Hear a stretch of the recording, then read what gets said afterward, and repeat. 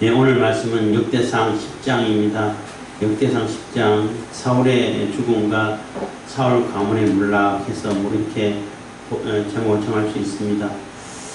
사울 가문이 멸망하는 것부터 이렇게 역대상이 시작하는데, 역대상은 1장부터 9절까지는 족보가 나와요. 족보가 쭉 나오는데, 역대상을 쓰는 저자는 에스라가 썼어요. 에스라가 썼는데 바벨론 포로에서 1차, 2차 귀환해서 이제 예루살렘 성전도 짓고, 느헤미야 때는 또 성벽도 다 보수를 하고 보수해서 완공하고 이렇게 살아갔지만은, 에스라 때에 아주 막 철저하게 종교 개혁을 한번 하죠. 그때까지만 해도 이 이스라엘 백성들이 포로 귀환하면은 뭐 다 되는 줄 알았는데 아무것도 안 돼. 심지어는 성전까지 넘어간 스룹바벨 성전이라고 그러죠. 그 성전까지 섰지만은 뭐 하나님의 영광이 드러나고 또 막 그 이스라엘이 중심이 돼가지고 이스라엘이 온 주변 나라들 다 제압하고 또 이스라엘 중심으로 온 나라 같은 다윗이 했던 것처럼 서고 이럴 거라 생각했는데 안 그래. 오히려 또 이 나라에 치고 저 나라에 치고 또 여기서 그냥 방해하고 저기서 방해하고 하나님의 영광을 찾아볼 수 없는 거예요. 그래서 점점점 여호와 하나님의 신앙이, 정체성이 사라져가고 뭐 이렇게 해서 뭐 되는 건가? 맞는 건가? 제대로 돼가는 건가? 이렇게 되다 보니까 하나님에 대한 신앙, 그 여호와 하나님에 대한 신앙이 점점점 약해져가고 율법에 대한 그런 중시감도 그냥 별로 그냥 관심 없어져가고, 그러다 보니까 심지어 제사장, 레위 사람들 이런 사람들까지 이방 여인들을 취해가지고 결혼하고 또 여러 또 이렇게 뭐 아내를 두고 첩을 두고 또 뭐 똑같은 그런 생활을 하는 거예요.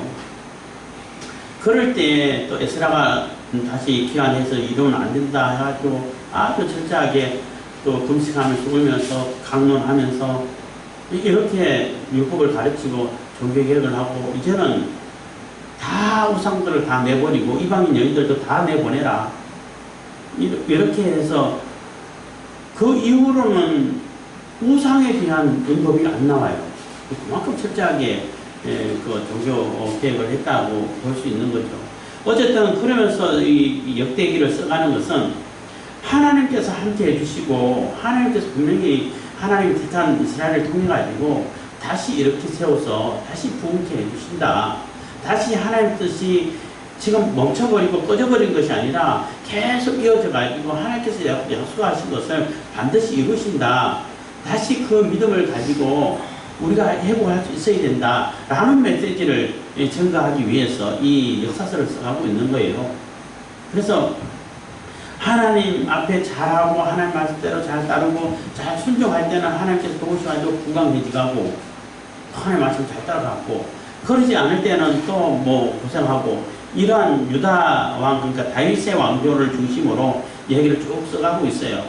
그리고 또 다윗의 왕조, 다윗에게 이게 있어서 약점 같은 것, 또 이게 그런 거 될 수 있으면 언급 안 하고, 하나님을 잘 따르고 하나님 말씀에 하나님 마음에 한 그러한 삶을 살 때에 어떻게 하나님께서 도와주셨는지, 그 이후의 왕들도 마찬가지고, 그리고 떠나서 우상을 섬길 때는 어떠한 어려움이 왔는지, 이러한 것을 보여주면서 지금도 하나님 말씀대로 살고 하나님 말씀 잘 따르고 순종하면은 다시 이렇게 부흥되고 일어날 수 있다라는 그런 메시지를 심어주면서 시작하는 것인데, 1장부터 9장까지는 족보예요. 족보가 조금 나와 있어서 이제 10장부터 이제 시작을 하는데, 무슨 족보냐면 아담부터 그 노아까지 쫙 족보를 이렇게 간략하게 쭉 이어져 가고 있고, 또 노아에서부터 아브라함까지 쫙 이어가면서 또 족보를 언급하고 있어요.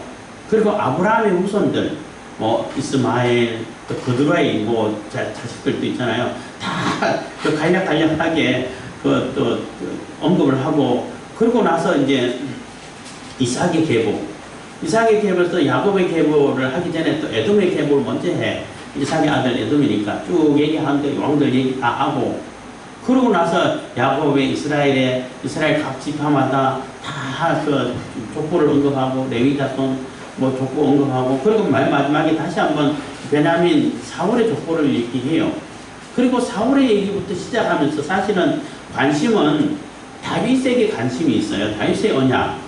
다윗의 언약이 어떻게 이어져 가고 있고, 하나님께서 어떻게 이루어져 가고 계시고, 어떻게 실행되어 가고 있는 것인지를 보여주기 위해서 써가고 있는데, 다윗을 언급하기 전에 사울을 먼저 언급하는 것은, 사울을 먼저 세웠는데, 죽으라고 하나님 말씀 안 들었어.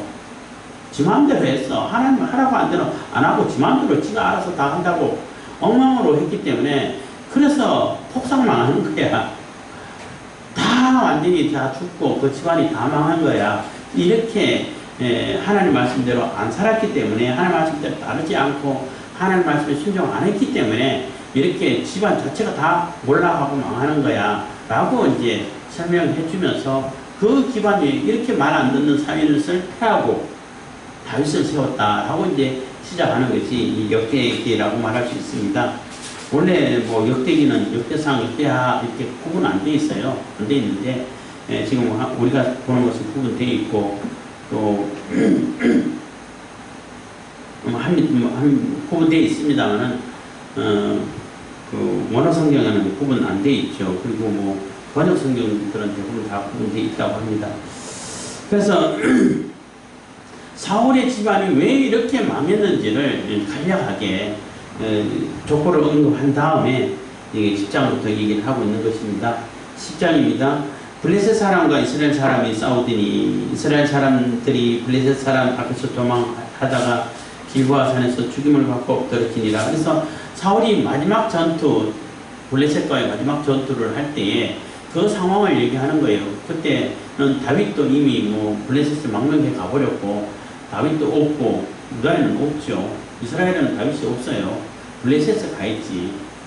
그리고 하나님 말씀을 하도 사울이 안 들어서, 이제 사무엘상에 나오는데 하도 말 안 들어서 하나님도 응답을 안 하시는 거예요. 아무것도 응답 안 하시고 꿈으로도 보여주지 않으시고, 그러니까 신접한 여인을 찾아가지고, 엔돌에 있는 신접한 여인을 찾아가지고 사무엘 영을 불러 올려라 가지고 불러 올려서 거기서 이제 또 신탁을 구하고, 그런데 거기 또 사무엘 영이라고 올라와서 또 거기서 사울이 어떻게 될 것인가를 또 자세하게 얘기했죠. 너 죽을 거야. 이렇게 얘기해 준 거예요. 그럴 때 왜 그러면 사울에게 응답을 안 하셨는가? 사울 말 안 들으니까. 그렇게 말 안 듣고 하나님 말씀 순종해라도 안 듣고, 자기가 궁금하면 하나님 잠깐 찾았다가 하나님 뜻대로 안 하고, 그러니까 응답을 안 하시죠. 응답 안 하면 철저히 회개하고, 어떻게 하면 하나님께서 응답하시겠습니까? 어떻게 하면 내가 하나님께서 돌아가겠습니까? 어떻게 하면 하나님 뜻을 따르겠습니까? 하고 거기에 집중 맞춰가지고 자기가 돌이킬 수 있어야 되는데, 돌이키려고 해야 되는데, 하나님 응답 안 하시네. 그럼 다른 방법 없나? 이렇게 삶을 살았다는 거예요. 다른 방법이 뭐가 있겠어요? 해결할 수 있는 방법이 없죠. 하나님 따르지 않는데. 그래서 마지막 전투에, 그래서 여기서 다윗도 블레셋하고 같이 전투에 참여한다고 하니까, 블레셋 그 방백들이 각 5월마다 이제 그때는 도시국가 중심으로 되어 있고, 거기 연합체로 되어 있고, 그래서 가드왕이 제일 이제 왕으로 되어 있고, 밑에도 갖고, 그래도 영향력이 세죠. 그러한 그 방백들이 무슨 소리냐고, 그 다윗을 전쟁에 참여시키면 어떡하냐고. 그 사람이 누군데, 사울하고 지금 틀어져 가지고 여기 도망가 있는데, 지금 사울하고 화해하려고 하면은 우리 모가지 들고 가면 화해 되지 않겠냐고. 뒤에서 공격하고 앞에서 공격하면 다 죽는 거고. 이렇게 반대를 해가지고 겨우겨우 참여를 안 하게 돼요. 뭐 그 내막은 다 알 수 없지만은 다윗의 심정도 굉장히 복잡했을 거예요. 그래서 다윗이 오는데 아말렉 조속이 쳐들어와가지고 다 가족 붙잡혀가고 재산 다 있고 이런 과정을 다 거치죠. 그런 거 다 생략하는 거예요. 어쨌든 간에 다윗이 없는 상황에서 블레셋하고 전쟁해서 어떻게 뭐 블레셋 이제 당할 수가 없죠. 그래서 당할 수 없어서 이제 다 죽게 됐는데, 그때 2절입니다. 블레셋 사람이 사울과 그 아들들을 추격하여 사울의 아들 요나단과 아비나답과 말기수아를 죽이고, 그래서 요나단이 이제 그 뭐 왕권을 이어받을 수 있는 1순위죠. 요나답, 또 아비나다, 말기스와 다 죽었어요. 얘네들은 이제 정칠 부인이라고 말할 수 있는 거고, 그 이후에 그 요압이 아니라 아브넬이, 그 군대 장관 했던 아브넬이 그 사울의 그 다른 아들 찾아가지고 왕위를 세우고 이런 과정인데, 그런 과정 다 생략하는 거예요. 생략하고, 어쨌든 사울의 가문이 다 망해서 다 죽었어. 여기서부터 시작하는 겁니다. 그래서 다 죽었다는 겁니다. 그리고 사울이 죽는 그런 상황도 굉장히 좀 비참하고 아주 막 다급한 상황이 되어 있습니다. 그 상황을 또 뭐 사무엘 상에 기록된 거, 사무엘 하에 기록됐나요? 뭐 거기하고 거의 같은 얘기입니다. 사무엘상 끝에 기록된 거하고 뭐 내용이 거의 흡사합니다. 3절입니다. 사무엘을 맹렬히 치며 활 쏘는 자가 사울에게 따라 미치매. 그래서 그 활 쏘는 자들이 사울을 따라가면서 활을 쏘면서 추격하고 사울은 도망가고, 그러다 화살을 맞아가고 부상하고 거의 죽어가고 있는 그런 상황이에요. 여기는 그런 상황까지 얘기 안 나왔는데, 사울이 그 쏘는 자를 인하여 힘이 궁금하여 해서 굉장히 다급하다는 얘기예요. 뭐 죽을 지경이고 더 이상 부상당해서 도망갈 수도 없고 이랬다면 붙잡혀 죽겠구나, 죽을 수밖에 없는 상황이구나, 이런 상황까지 왔다는 겁니다. 4절입니다. 자기의 병기 가진 자에게 이르되 너는 칼을 빼어 나를 찌르라. 저 할례 없는 자가 와서 나를 욕되게 할까 두려워하노라. 그러나 그 병기 가진 자가 심히 두려워하여 절개 행치 아니하며 사울이 자기 칼을 취하고 그 위에 엎드러지니 해서, 그 이스라엘 사람들은 할례 받지 아니한 자들, 이방인들을 아주 뭐 개취급을 하고 굉장히 부정스럽게 생각하고, 그런 사람들의 손에 죽는다는 것은 가장 치욕적인 그런 죽음이라는 거예요. 차라리 자기가 자살하는 것이 오히려 덜 치욕스럽다는 거죠. 뭐 자살한 것도 뭐 명예로운 건 아닌데, 그 할례 없는 자, 이방인의 손에 죽는 것보다는 차라리 자기가 자기 손으로 자살하는 것이 오히려 그 죽음이 덜 치욕스럽다는 겁니다. 뭐 전쟁하다가 아주 용감하게 싸우다가 전사를 한다든지 그러면 명예로운 죽음이 될 수 있는데, 지금 막 쫓겨가지고 얼마나 다급하게 쫓겨가지고 죽기 직전에 있는 그런 상황인데, 그래서 늘 이렇게 병기던 자가 있어요. 그러니까 경호원 겸 또 병기를 대신 무기를 걸어주는 겸 여러 가지 뭐 비서 겸 이런 사람이에요. 아주 가장 가까이 있는 사람이고 가장 이게 신뢰하는 사람이죠. 그 병기된 자에게, 그러니까 경호원 대장이라고 말할 수 있는데, 그에게 차라리 네가 나를 죽여라. 저 할례 없는 자들에게 내가 죽게 됐다. 그러니까 이 병기된 자가 그래도 하나님께서 기름 부으신 그러한 왕이고, 그리고 자기가 모시던 왕인데 그 왕을 어떻게 자기 손으로 죽이겠냐는 거죠. 그래도 그 경우는 그래도 또 충직한 그런 모습이 있는 것 같아요. 그래서 두려워해서 못하는 거예요. 두려워하니까, 너무 급하니까 사울이 자기 칼을 빼가지고 자기가 그 칼을 뭐 칼로 인해서 죽고 그 칼에 엎드려져서, 그러니까 찌르러서 엎드려져 죽었다는 거죠. 그 사무엘 하에 보면은 그 아말렉 그 병사 하나가, 사람 하나가 지나가다가 그 이제 죽어 있는 사울을 본 것 같아. 그래서 사울의 그 왕관을, 그 귀하잖아, 그걸 이제 투군지 왕군지 하여튼 그걸 취해가지고 내가 사울을 죽였습니다. 그래서 상 받으려고 다윗에게 보고했다가, 네가 하나님의 기름 부은 자를 나도 두려워서, 하나님이 두려워서 손대지 않던 그 왕을 네가 죽였어? 그러니까 네가 네 입으로 증거했으니까 넌 여기서 죽어야 돼 하고 처형시켜버렸어요. 그런 얘기 나오죠. 근데 그 사람이 하는 얘기는 거짓말이라고 봐야 되는 거죠. 자기 막 이게 공을 막 이게 부각시키고 없는 공 만들어 세우려고 가다가 주웠는데, 했는데 막 거짓말로 얘기한 것 같은데, 어쨌든 사울이 자기 칼로 엎드려서 자살했어요. 뭐 그리고 병기 가진 자들, 이미 자기가 모시던 왕이 죽었는데, 그리고 왕자들도 다 죽었는데 저 혼자 살아서 뭐해. 그리고 자기도 같이 자살했다는 얘기가 나오는 것입니다. 5절이 병기 가진 자가 사울의 죽음을 보고 자기도 칼에 엎드려져 죽으니라. 6절 이와 같이 사울과 그 세 아들과 그 온 집이 함께 죽으니라. 그래서 이와 같이 사울과 그 세 아들과 그 온 집이 함께 죽었다고. 그래서 사울의 집 자체가, 가문 자체가 다 죽어버리고 망했다는 거예요. 뭐 그 이후에 또 뭐 그 아브넬이 또 그 아들을, 그 아들의 이름이 갑자기 생각 안 나는데 그 말기수왕가 하여튼 그 아들을 세워가지고 그 한 7년 동안 또 왕위를 이어가기도 했는데 그거는 뭐 언급할 가치가 없어서 말기수왕가 아니고 있는데 말기수왕도 같이 죽었다고 했습니다. 그래서 사울의 가문 자체가 다 죽었다. 여기서부터 시작하는 거예요. 그래서 뭐 다윗도 왕이 될 때에 먼저 유다 왕이 먼저 되고 그리고 7년 뭐 반 후에 이제 전체 이스라엘 왕이 됐는데 그런 것은 이제 언급을 하지 않습니다. 어쨌든 사울 이후에 다윗이 왕이 됐다고 얘기를 하고 있는 것이에요. 그래서 사울과 그 세 아들과 그 온 집안이 사울 가문 자체가 다 망해 죽어버렸다는 것입니다.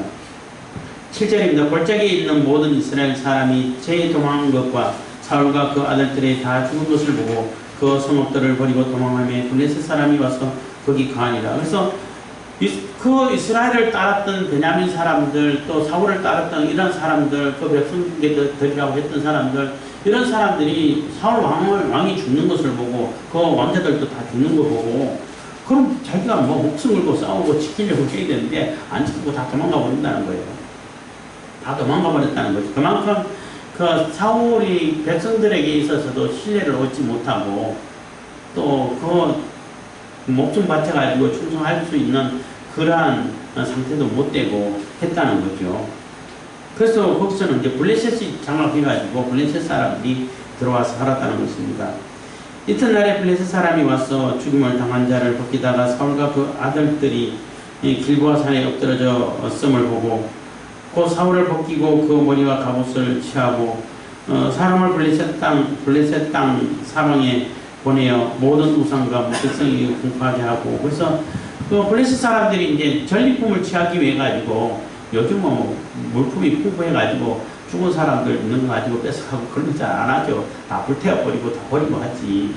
근데 그게는 뭐 옷 한 개도 귀하고 뭐 무기 같은 거라든지 갑옷 같은 거는 아주 귀하죠. 그런 거 이제 하다가 전리품을 챙기려고 다시 들어왔는데 왕자들 사울의 아들들 죽어있고 사울도 같이 죽어있고 하니까 이게 웬 떡이야 해서 사울이 죽었구나 해서 사울은 목은 베가지고 데려가지고 자기 신당에 걸어놓고 나머지 시체들은 다 또 다른 데 이게 매달아 놓고 이렇게 했다는 것입니다. 그래서 그 백성들에게 블레셋 사람들에게 다 우리가 사울도 다 죽이고 우리가 이겼다고 이렇게 광고를 하는 거죠. 10절입니다. 사울의 갑옷을 그 신의 묘에 두고 그 머리를 다곤의 묘에 던지라. 그래서 그 갑옷은 아주 중요한 전리품이에요. 갑옷은 또 자기 신전에 우리 신이 이렇게 승리를 주셔서 이렇게 상대 나라 이스라엘 나라 왕의 갑옷을 취했습니다 해가지고 두고 거기에다 또 머리도 달아놓고 다곤의 신의 머리 달아놓고 또 몸뚱이는 딴 데 달아놓고 이렇게 그 광고를 하는 거예요. 11절 근데 길르앗 야베스 모든 사람이 블레셋 사람의 사울에게 행한 모든 일을 듣고 용사들이 다 일어나서 사울의 시체와 그 아들들의 시체를 취하여 야베스로 가져다가 그곳 상소리나무 아래 그곳 해골을 장사하고 7일을 금식하였더라. 그래서 길르앗 야베스 사람들은 요단강 오른편에 있는 사람들이에요. 그 사람들이 어떤 사람들이었냐면 모압에서 모압 왕이 너 우리가 다 항복해라 점령할 거다.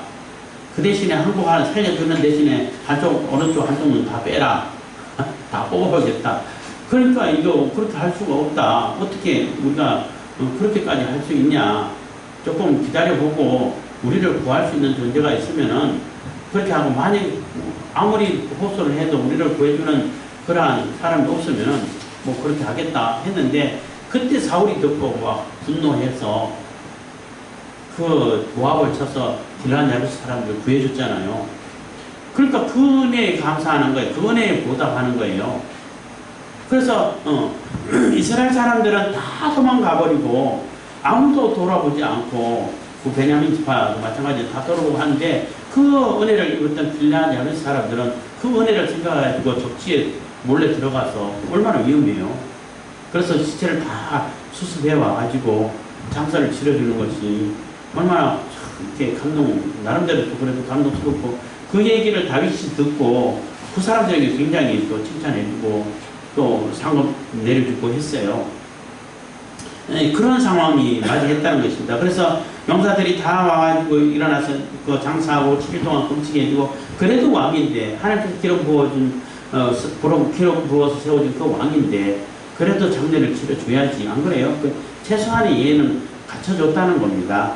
이렇게 이해를 갖춰줬지만은 왜 이렇게 비참한 그런 처우를 맞이할 수밖에 없으냐는 거죠. 그 얘기를 이제 13절 14절에서 얘기를 하는 겁니다. 사울이 죽은 것은 여호와께 범죄하였습니다. 저가 여호와의 말씀을 지키지 아니하고 또 신접한 자에게 가르치기를 청하고 여호와께 묻지 아니하였으므로 여호와께서 저를 죽이시고 그 나라를 이새의 아들 다윗에게 돌리셨더라. 그래서 왜 다윗에게 왕위가 옮겨갔는지, 왜 사울을 세웠다가 다윗에게로 하나님께서 그 왕위를 옮겨버리고 다윗을 이어가서 하나님의 언약을 이어가게 했는지 그것을 설명해 주는 거예요.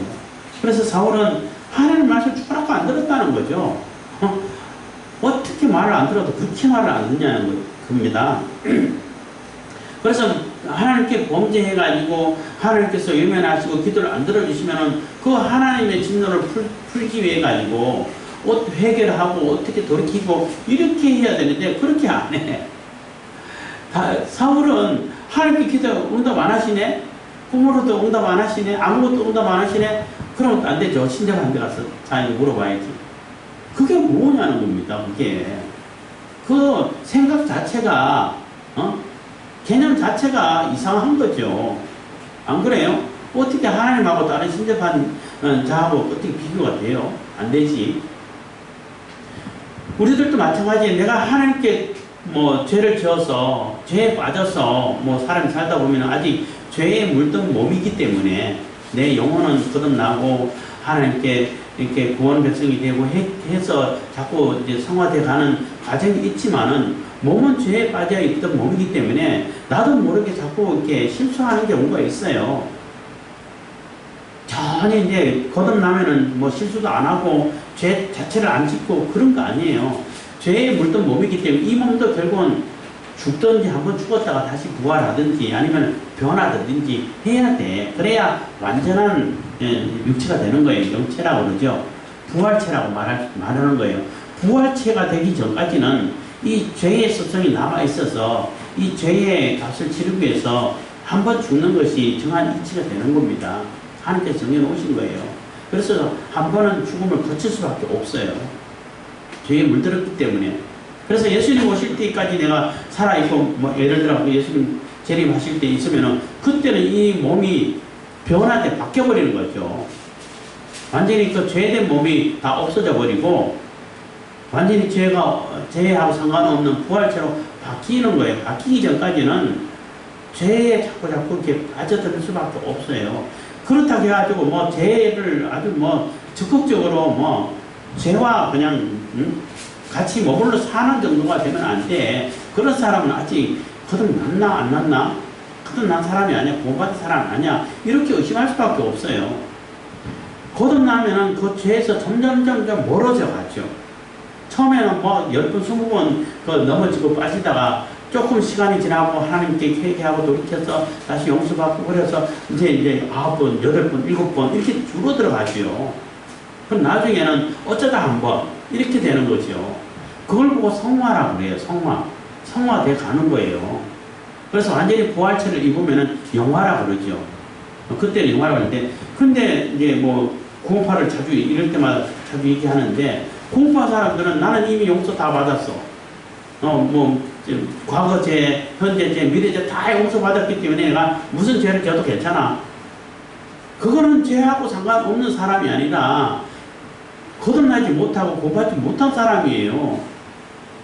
그 죄를 통회하고 그 죄를 한스럽게 여기고 내 죄에 빠진 그 자체가 너무나 나 자신이 미워서 그 죄를 멀리 하려고 애를 쓰고 노력하고 하나님께 울면서 회개하고 돌이켜가지고 어떻게 하면 죄에서 벗어나서 살 수 있을까? 이런 고민을 하는 것이 맞는데 그 고민 자체가 안 해. 이미 용서 다 받았는데 뭐. 그래서 이단이라고 하는 거예요. 그래서 그 구원파는 절대 우리 정상적인 기독교가 아니고 이단인 것이고, 구원파는 제가 볼 때는 성경을 통해서 봐도 구원받은 사람들이 아니에요. 구원 못 받았는데 구원받았다고 착각하는 사람들이죠. 자기 스스로 착각하는 거예요. 만약에 진짜 구원받은 사람 같으면 그런 죄에 빠진다는 자체가, 내가 이런 죄를 저질렀다는 자체가 너무나 통해스럽고 한스러워서 막 울고 며칠을 그냥 회개하고 눈물로 회개할 수밖에 없는 상황이 되는데, 회개를 안 하면은 그거 구원받은 사람이라고 말할 수 없는 거죠. 그래서 사울도 마찬가지인 거예요.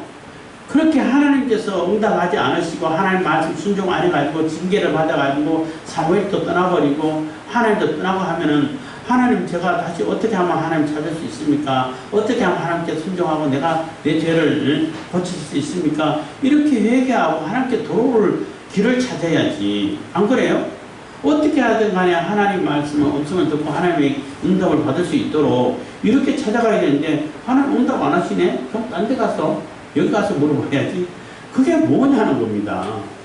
그러니까 하나님 자체가 그 속에 안 들어있다는 거예요. 하나님에 대한 인식이 안 들어있다는 거예요. 그래서 망하는 거라는 겁니다. 그래서 역대기를 쓰는 이 저자는 사울이 그렇게 망한 것처럼 이스라엘이 바벨론 포로를 망하고 이렇게 포로가 잡혀오고 이렇게 이스라엘이 예루살렘까지 다 멸망하고 성전까지 무너진 것은 하나님 말씀대로 안 살았기 때문에 그렇다는 거예요. 하나님께서 하나님 말씀대로 안 살았기 때문에 하나님의 징계를 받고 하나님의 심판을 받아서 그렇게 된 것이지, 지금이라도 돌이키고 돌아오면은 하나님께서 용서하시고 받아주신다. 지금이라도 하나님께 돌아가자. 이 얘기를 하고 싶은 거예요. 역대기를 통해서. 그래서 사울의 죽은 것은 여호와께 범죄하였습니다. 저가 여호와의 말씀을 지키지 아니하고 또 신접한 자에게 가르치기를 청하고 이 여호와께 묻지 아니하였으므로 여호와께서 저를 죽이시고 그 나라를 이새의 아들 다윗에게 돌리셨다. 그래서 끝까지 말을 안 들으면은 할 수 없는 거죠. 멸망받을 수밖에 없는 거예요. 심판받을 수밖에 없는 거예요. 그래서 하나님께서 우리에게 자유의지를 주셨지만은, 하나님 참 대단하시, 그러니까 하나님이시죠. 자신을 거부할 수 있는 자유까지 주신 거예요. 그것을 감당할 수 있는 존재는 하나님 외에는 없어요. 우리 대한민국을 거부할 수 있는 자유까지는 주지 않아요. 그 자유를 주면은 대한민국을 뒤엎고 그냥 거부해도 아무렇지 뭐 벌 줄 수 없는데, 그럼 대한민국 자체가 존립할 수가 없는데, 그거는 인간 사회에서는 감당이 안 돼요. 그런데 하나님은 감당이 되시니까 거역할 수 있는 자유까지 주는 거예요. 그 대신에 자유의지를 줘가지고 거역하면 거역한 데에 대한 책임을 지는 거예요. 그 자신 스스로가. 그래서 거역했기 때문에 거기에 대한 심판은 당연히 받아야 되는 거예요. 그거 억울하다 그러면 안 되지. 그리고 순종하고 받아들이고 영접하고 받아들이면 그에 대한 상급으로 용서는 없는 거예요. 우리의 어떤 큰 공으로 인해 가지고 그 대가 중에 우리의 공적으로 인해 가지고 대가를 준 것이 아니라, 그래서 하나님 말씀 안 들었기 때문에 하나님께서 왕으로 기름 부어서 세우셨지만은, 하나님께서 이 나라를 세우셨지만은 말을 안 들었기 때문에 심판하고 다윗에게로 옮겨가 버리는 거야.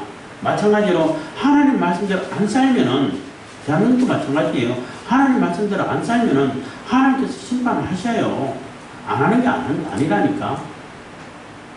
그리고 제가 자주 옛날에는, 요즘 뜸하게 얘기했습니다만, 얘기했는데 그 서울의 어떤 버스에다가 하나님은 자기 창조물을 절대 심판하지 않으십니다 하고 커다랗게 버스에 광고 붙여하고 가는 걸 봤어요. 하나님께서 왜 심판 안 하셔요? 하지. 아니 도공들도 그렇잖아요. 지어가지고 이렇게 다 정말 얼마나 그 공을 들여서 이게 도자기를 지었겠어요. 근데 쫙 보고 그 뭐 똑같은 재료 해가지고 얼마나 정성을 기울여가 했는데 그거 가차없이 깨버려. 아니 저 아까워 차라리 놔주지. 안 그래? 나는 귀하게 쓸 수 있는데 근데 가차없이 깨버려요 그냥. 그리고 진짜 제대로 된 거, 마음에 드는 거 두세 개 그것만 딱 남겨놔. 나머지는 그거 십몇 개를 다 깨버려요. 저 아까운 거 왜 깨냐는 거예요. 자기가 만들었는데. 동물들도 깨는데 마음에 안 들면 하나님 심판하셔요. 그거는 하나님을 왜곡되게 가르치고 하나님을 거역하려고 하는 그러한 이단 사상을 가진 사람들이 적어놓은 거죠. 하나님을 거역할 수 있는 자유까지 주셨기 때문에 그 거역한 데 대한 책임은 반드시 물으셔요. 하나님 거역해도 심판 안 하고 가만히 냅두면 하나님께서 이런 역사를 시작하지도 않으셨지. 그렇기 때문에 하나님의 심판에 대한 두려움은 항상 갖고 있어야 된다는 거예요. 내가 하나님 백성대로 하나님 자녀답게 살지 못하면 하나님께서 이게 몽둥이를 드시는구나, 채찍을 드시는구나 인식을 가지고 있어야 된다는 거죠. 그리고 하나님 말씀대로 잘 약속대로 언약대로 살면은 풍성한 은혜를 베풀어 주신다는 거죠. 그러지 않으면은 사울처럼 이렇게 다 집안까지 다 망하는 거야. 이렇게 메시지를 전하고 있다는 겁니다. 그래서 우리가 늘 하나님 말씀, 하나님 중심으로 어떻게 하나님 뜻을 이룰 수 있을까? 하나님 말씀을 따라서 그 하나님 말씀을 기준으로 내 삶을 이렇게 잘 고쳐가고 내 삶을 이렇게 만들어갈 수 있을까? 이런 고민을 해야 된다는 것입니다. 그래서 역대기를 통해 가지고 그러한 메시지를 전하고 있기 때문에 우리가 읽어가면서 이럴 때 하나님께서 복을 베풀어 주시고 이럴 때 또 하나님께서 더 이렇게 부강하게 만들어 주시고 이럴 때는 혼내시는구나 이런 것을 깨달아가면서 우리도 언제든지 하나님께 돌아올 수 있고 하나님 뜻을 받들어서 하나님께 비쓰임 받을 수 있는 그러한 저와 여러분들 다 되길 바라겠습니다. 기도하겠습니다. 사랑해 주셔서 감사합니다. 이 시간에 은혜를